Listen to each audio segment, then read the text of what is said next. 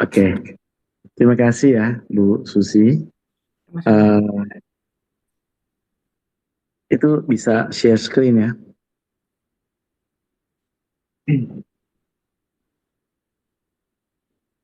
Oke, screen-nya udah di share ya. Oke.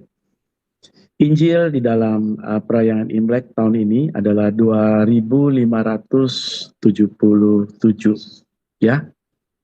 Perayaan Imlek tahun ini jatuh kepada tanggal 17 ya, 17 hari ini Februari 2577 itu 17 Februari 2026. Nah, kita mulai dengan apa sih artinya tahun baru Imlek? Tahun baru Imlek itu historical konteksnya itu dimulai pada zaman dinasti Shang, yaitu 1600 sampai 1046 sebelum Masehi. Perayaan festival musim semi, ya, musim tanam, ya, yaitu ketika berakhirnya musim dingin. Mereka start menanam. Mereka dengan sangat sukacita, ya, dengan berlimpah-limpah berkat di dalam kehidupan mereka. Nah, perkembangan itu, ya, itu dilanjutkan pada dinasti Wei dan Jin.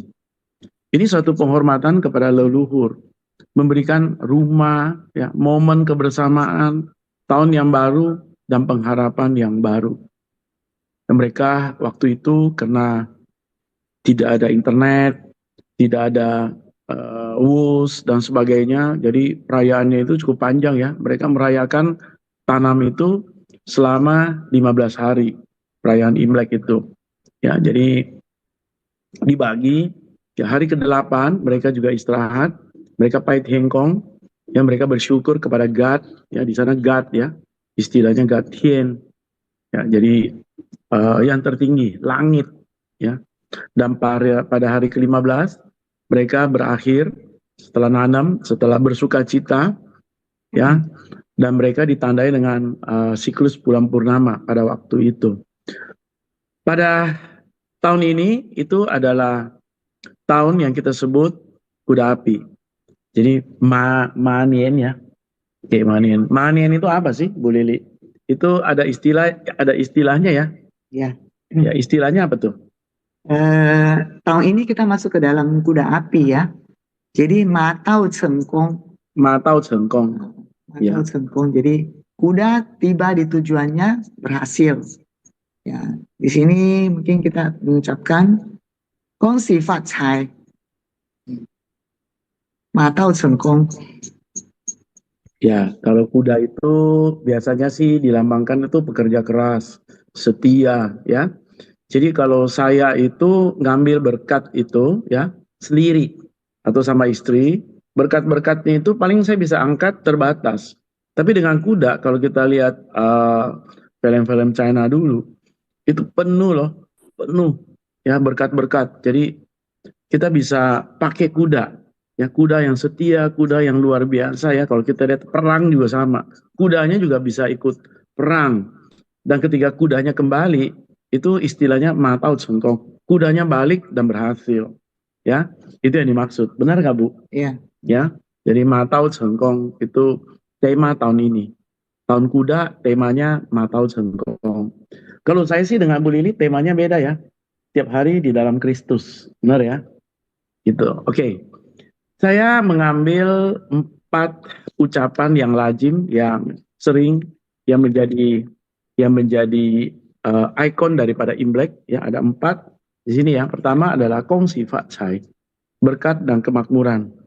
Ya, Kong Si Fat Cai fokus kepada berkat Tuhan, melimpah, namun tetap bersandar kepada penyertaannya, berkenan kepada Dia.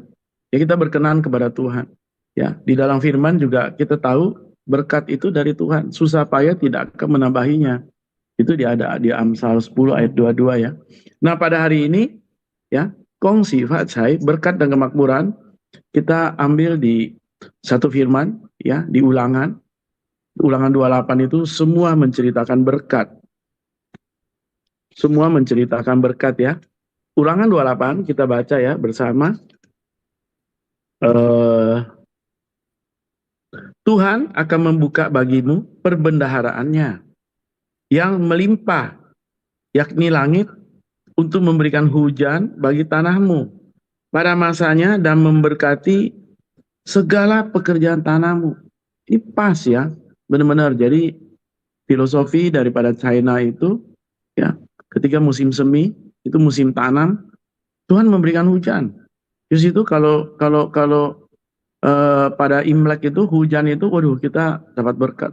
Ya, kemarin pulang dari makan malam ya dengan besan, terus habis itu diguyur hujan.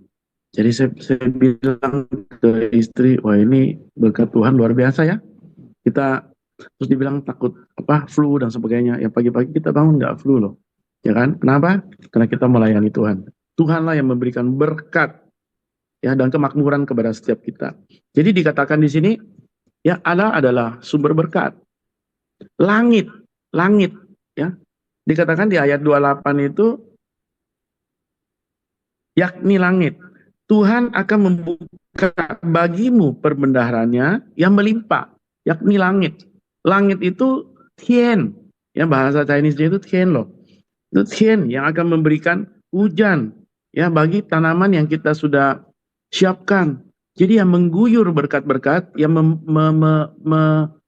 melimpahkan tanaman itu adalah tien, God, ya, God. Oke? Pada masanya dan memberkati segala pekerjaan tanganmu. Apa yang kita kerjakan? Tangan. Tangan itu adalah perintah daripada otak. Ya, pola pikir kita benar, kita akan diberkati. Ya, sangat luar biasa. Memberi hujan pada musim untuk pertanian dan hasil bumi. Jadi kita bekerja dengan tangan itu, diberkati itu. Kenapa? Karena kita ngikutin tadi berkat Tuhan yang mengikuti kita, mengikuti di dalam roh, jiwa, dan tubuh kita. Ya, jadi ucapan itu kita harus bicarakan ya. Kalau orang mau capture ini juga bagus ya ucapan. Ya kongsi facai, berkat dan kemakmuran. Fokus kepada berkat yang melimpah. Ya. Namun tetap bersandar kepada penyertaannya. Nah ini juga benar-benar ya dari firman itu sangat menguatkan kita. Yang kedua, ya setelah kita mendapatkan berkat, kita mesti cengkang, kita mesti sehat, ya. Jadi ucapannya itu, ya, senti cengkang, kesehatan dan kedamaian, senti cengkang. Ya buat apa kalau banyak harta dunia, tapi sakit-sakit. Dan ternyata seluruh sakitnya kita ini bersumbernya sebenarnya dari mana? Dari kita sendiri. Ya mesti selalu jamu ya, jamu. Jamu itu apa? Jaga mulut. Mulut itu dari mana?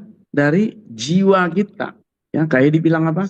Jiwanya kita ini mesti dijaga. Jangan sampai mental health. Ya, jiwa itu apa? Pikiran kita, perasaan kita, kehendak kita. Janganlah kita ke kiri dan ke kanan. Nah, kita lihat firman-Nya. Saudaraku yang kekasih, aku berdoa semoga engkau baik-baik saja dan sehat dalam segala sesuatu, sama seperti apa? Jiwamu baik-baik saja, ya, baik-baik saja. Senti cengkang. Yohanes itu dia berkata kepada Gaius pada saat itu, sehat dalam segala sesuatu, ya. Segala sesuatu yang dimaksud di sini adalah eudo, yaitu pimpinan Tuhan. Ya, sama seperti jiwamu, ya, baik-baik saja, ya, yang dikatakan oleh Yohanes kepada Gaius. Secara holistik, roh dan jiwa kita itu ya secara holistik itu menjadi satu. Perintah dari roh, jiwa dan tubuh kita itu nyatu. Jangan sampai rohnya kita berlawanan dengan jiwa kita. Apalagi berlawanan dengan kaki tangan kita. Ya, apa yang roh perintahkan, jiwa itu mengubah dan akhirnya mengerjakan sesuatu yang tidak sesuai dengan roh. Nah, itu yang apa yang dialami oleh Hawa, Adam, ya, yang dirangsang oleh yang namanya keinginan dunia itu. Nah, itu yang mesti holistik. Ya, di dalam tubuh yang sehat terdapat jiwa yang sehat. Fokus kepada pikiran, perasaan, kehendak. Jadi itu yang membuat kita moodnya kita itu problem, ya problem, sangat problem, ya kan? Jadi segala sesuatu ntar moodnya begini. Ya kayak kesian ya kalau kita contohin supir bajai, gitu kan. Biasanya sih dia kasih sign ke kanan tapi dia ke kiri. Dia ke kiri, dia ke kanan gitu. Mabok juga. Ya tapi kita di dalam Tuhan, ya apa yang dikatakan oleh Yohanes kepada Gaius, ya senti cengkang. Dia bilang di sini loh, sehat-sehat loh. Kamu sehat ya? Sehat apa? Yang dimaksud itu jiwanya, ya. Ya kita lihatlah tahanan KPK semuanya. Jadinya apa? Sakit, kurus, naik kursi roda dan sebagainya. Ya mungkin benar, mungkin enggak. Tapi menurut saya perasaan jiwa itu ketika kita terkena sesuatu yang sangat menggoncang, itu pasti problem, ya kan? Oke, yang ketiga ya kita lihat ucapan yang sangat lazim itu dikatakan apa? Wang serui. Ya, temanya adalah harapan dan masa depan. Jadi ketika kita mengucapkan kongsi wacai, selamat, ya, Anda mendapatkan berkat dari Tuhan, ya kan? Anda mendapatkan berkat dari Tuhan, ya kan? Ya, Tuhan akan membuka perbendaharaan dari langit kepada engkau. Ya, engkau diberikan kesehatan, jiwa yang sehat, tubuh yang sehat. Ya, sekarang dikatakan apa? Wang serui. Ya, harapan dan masa depan ada di tangan Anda. Ya kan? Ya, kita lihat di Yeremia ya, ini memberikan semangat baru bagi mereka yang sedang berjuang dan memulai rencana yang baru. Oke, apa yang dikatakan di dalam Yeremia 29 ayat 11? Sebab aku ini mengetahui rancangan-rancangan apa yang ada padaku, pada Tuhan, mengenai kamu. Demikianlah firman Tuhan, yaitu rancangan damai sejahtera dan bukan rancangan kecelakaan, untuk memberikan kepadamu hari depan yang penuh harapan, untuk memberikan kepadamu hari depan yang penuh harapan. Uan itu apa? Uan itu 10.000 ya, Bu Lili ya? Puluhan ribu. Puluhan ribu ya. Uan serui. Ya. Jadi serui itu apa? Jadi semua Wangse, berjalan wangse. dengan lancar. Ya. Semua persoalan Segala hal wangse ya. Ya. Wangse rui. Artinya segala masalah ya diistilahkan 10.000 masalah pun wangse ya, itu akan digenapi loh oleh Tuhan. Di dalam 10.000 itu yang kita jalani, harapan-harapan itu ada nggak yang gagal? Kayaknya sih banyak yang gagal juga. Ya, ini wangse rui ya, menurut tafsirannya itu mengandung konsep Pareto. 10.000 masalah. Yang berhasil berapa? 20% loh. Yang 20%. Tapi 20% ini menyebabkan kita mendapatkan apa? Hari depan yang penuh harapan. Ya, rancangan Tuhan itu bukan kepada materi harta materi to. Yang akan diberikan apa? Di sini dikatakan apa? Damai sejahtera, bukan rancangan kecelakaan. Damai sejahtera itu bukan hal materi. Materi itu, ya saya pernah beli mobil baru. Saya nikmati berapa lama sih? 1 bulan, 2 bulan, 6 bulan, habis itu selesai loh. Udah bosan. Apalagi handphone pada hari ini. Ya udah ada model baru. Jadi tidak memberikan damai sejahtera yang continuous di dalam jiwa saya. Ya kan? Hari depan yang penuh harapan. Ya, hari depan yang penuh harapan ada di mana? Yang dikatakan di sini, rancangan-rancangan yang Tuhan berikan. Jadi doa Bapa kami itu kan luar biasa. Jadilah kehendakmu. Jadilah kehendak Tuhan. Percaya dan berserah atas rancangannya, bukan rancangan sendiri. Ya, jadi itu wang serui. Ya, jadi hari ini ya ada kongsi wacai, senti健康, wang serui. Oke, sekarang kita akan memasuki Xinian Kuai. Ya, kita merayakan hari ini adalah Xinian Kuai. Ya kan? Artinya apa? Xinian, Xing itu baru, Nian itu tahun, Kuai itu damai sejahtera sukacita yang diberikan oleh Allah, yang diberikan oleh Kristus, di mana Roh Kudus ya berdiam di dalam setiap kita. Ya, Xinian Kuai, yang kita Kuai ya. Hari ini Roh Kudus ada di dalam kita berdua, ya, keluarga kita, anak-anak, ya, cucu, mantu, dan juga besan ya. dan orang tua kita. Ya, sini yang Violet. Luar biasa ya. Nyenyi, Nyenyi. jadi rezeki berlimpah. Oke. Jadi saya ambil 4 ucapan. Kalau saya telusuri mengenai ucapan di Imlek ini, ya Chinese itu luar biasa, apalagi berkaitan dengan materi. Itu dahsyat banget, ya, dahsyat banget. Apa yang diorientasikan kepada materi, ucapannya, statementnya, ya, wah itu kagak habis-habisnya. Oke, kita baca firman hari ini di Mazmur 65 ayat 12. Engkau memahkotai tahun dengan kebaikanmu, jejakmu mengeluarkan lemak. Ya, saya ulang sekali lagi, engkau, ya, engkau Tuhan ya memahkotai tahun yang baru ini kepada kita ya Maya, kepada seluruh ya teman-teman, ya saudara-saudara, saudara-saudara seiman yang ada di dalam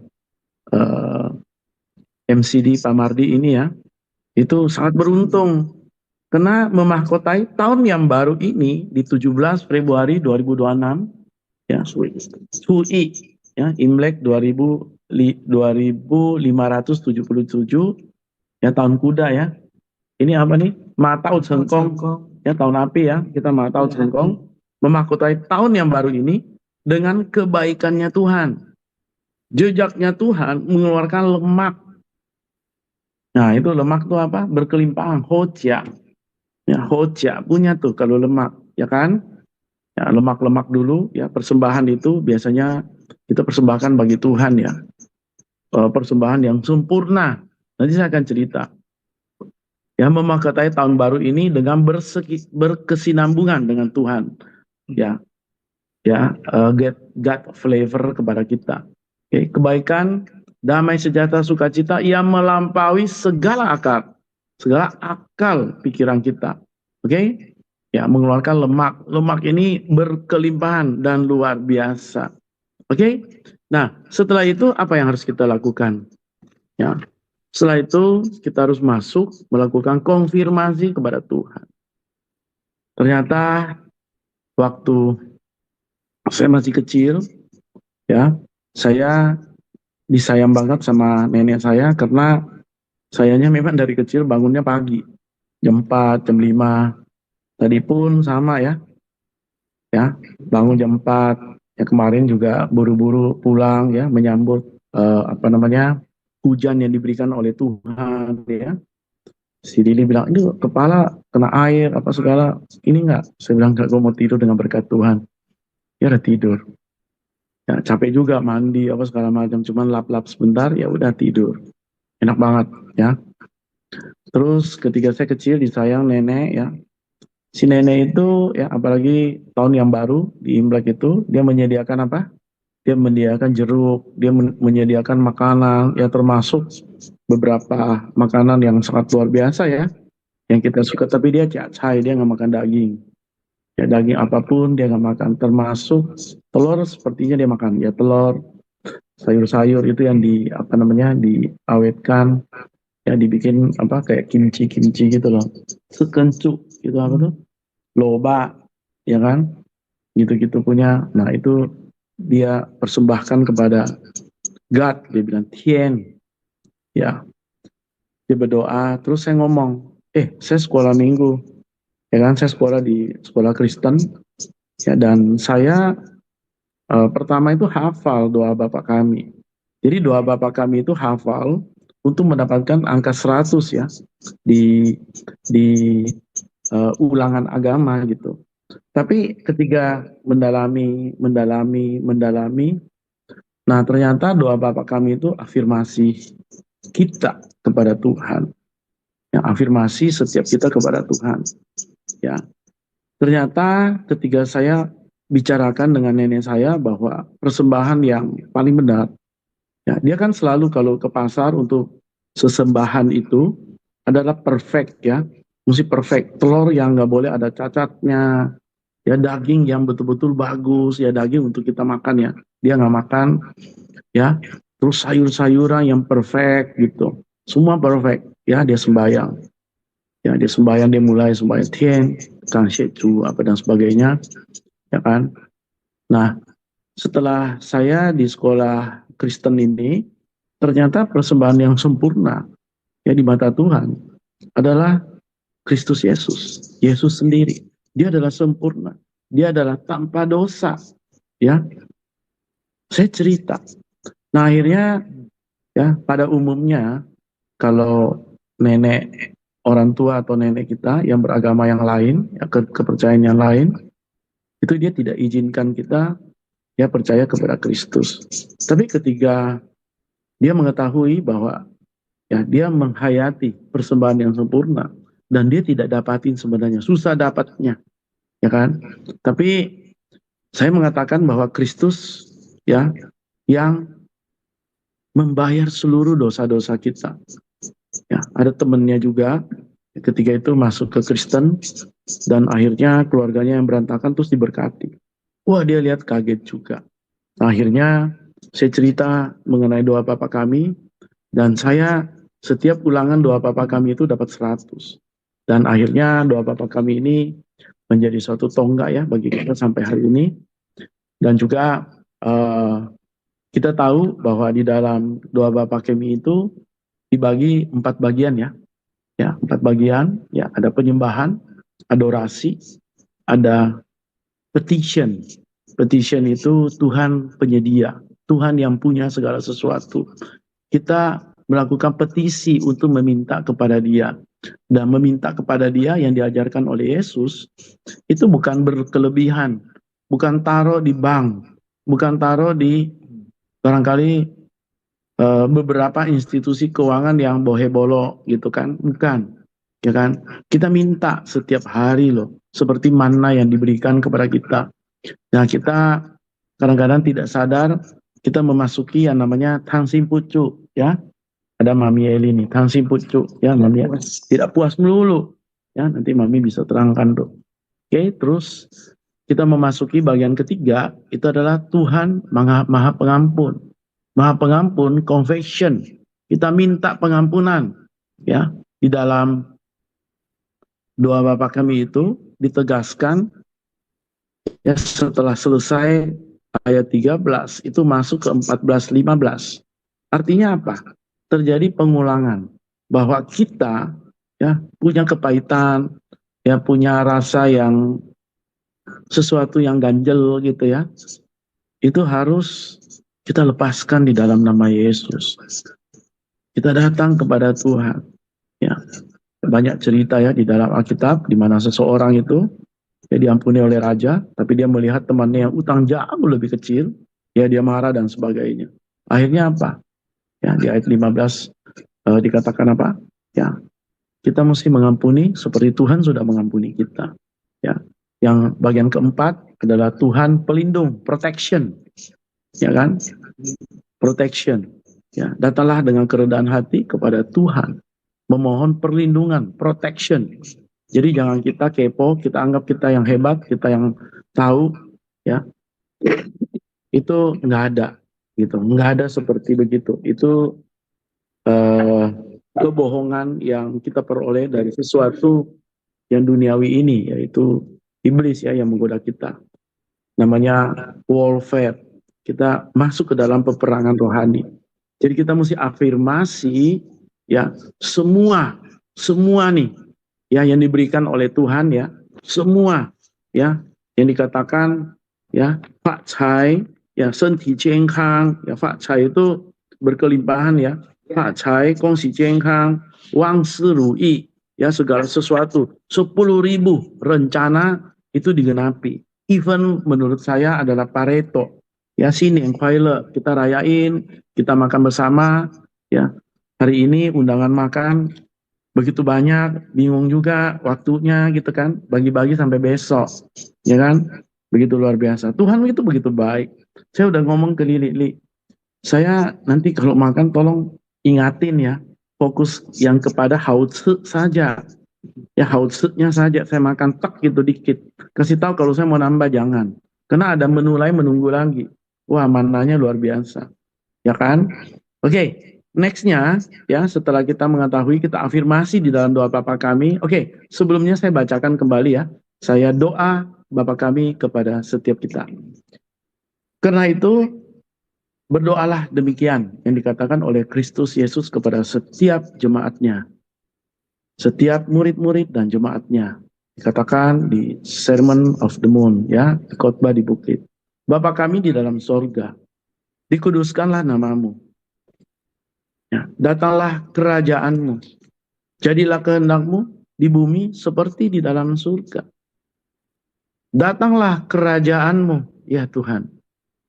Jadilah kehendakmu di bumi seperti di dalam surga.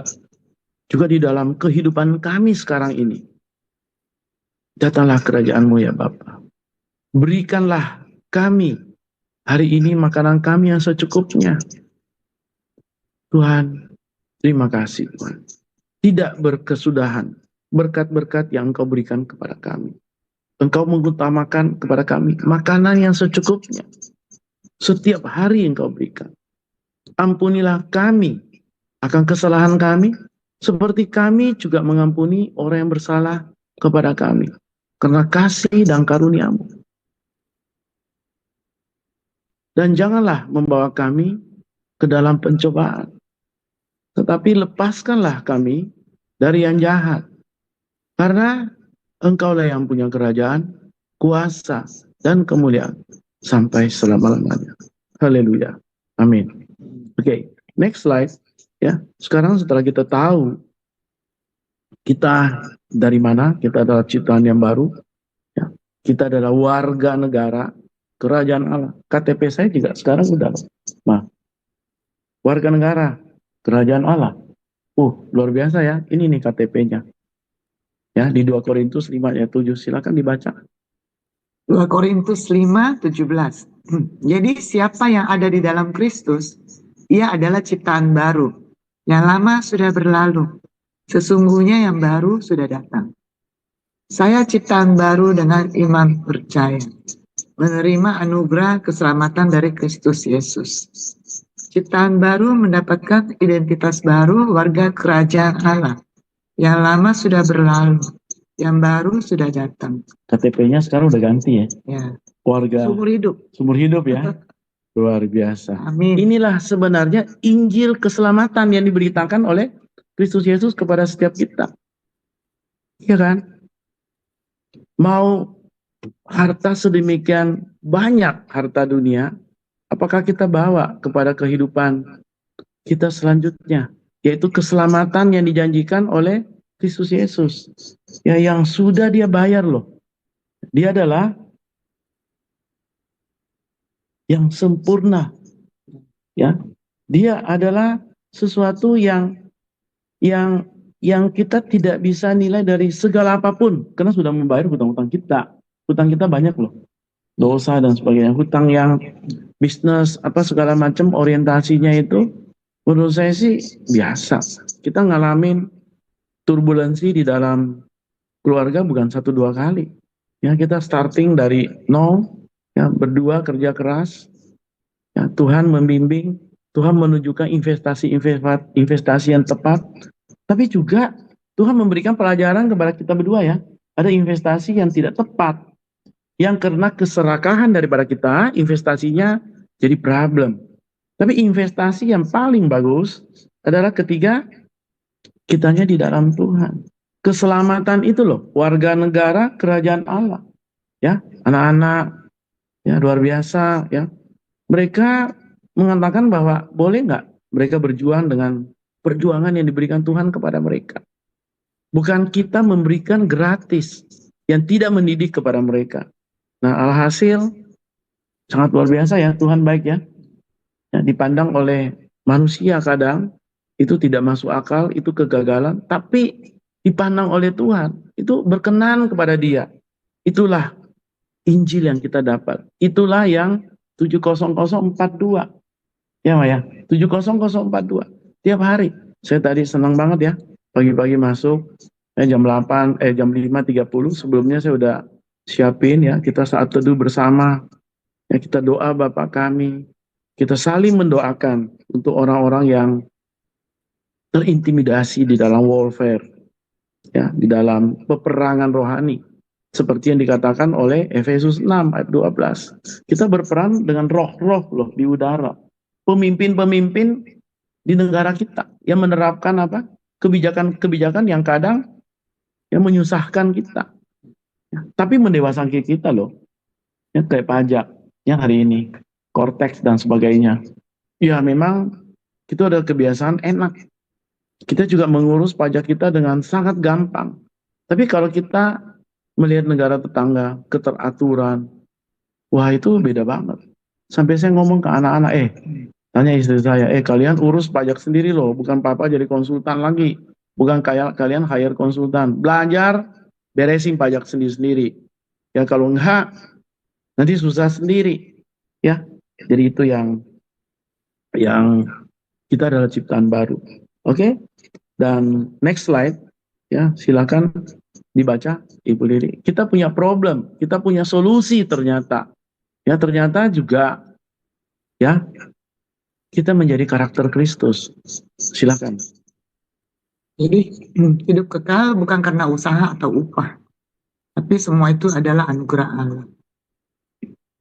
Jadi kita menghadapi masalah, ya, problem. Karena semua orang telah berbuat dosa dan telah kehilangan kemuliaan Allah.